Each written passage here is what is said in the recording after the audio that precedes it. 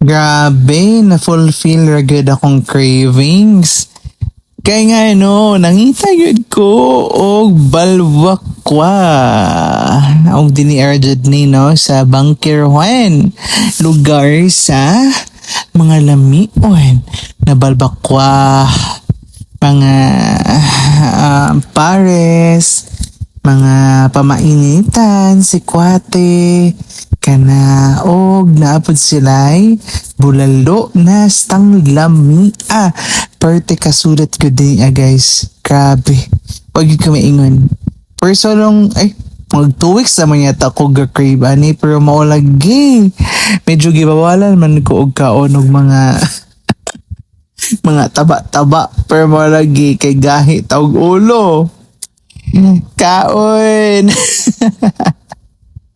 Kaon nandun sa may blood charot pero minimize lang man siya no dili man pud siya adlaw-adlaw na muhabhab ta og kwen balbakwa karon na jud kay kanang mura grabe na gud kay akong cravings but mao nang nag-adto na gid ko Bangkirwan no wala jud ko kaantos na sigop sa sabaw na hastang lamia og init pa kaayo.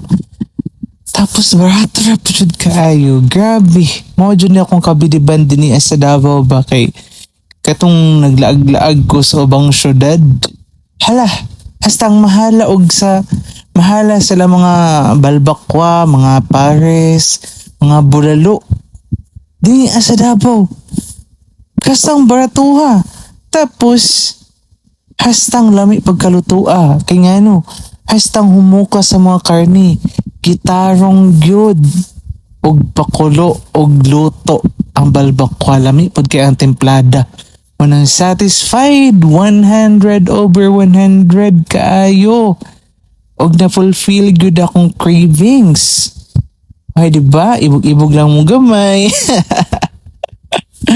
Bitaw na panagsalang gud ko gakaon og balbakwa kay makita ninyo medyo tambok-tambok na ta no and ay kanami lami kayo actually no wala gud ko'y kwarta kabalo jud biya mo ana na pober ako na vlogger maunang salamat kayo sa akong mami na nag-sponsor dili mami na mama ha kawa naman kay mama no mami na mo na nag-sponsor and natay mga maayong amigo og amiga na willing mo sponsor. Ayun na.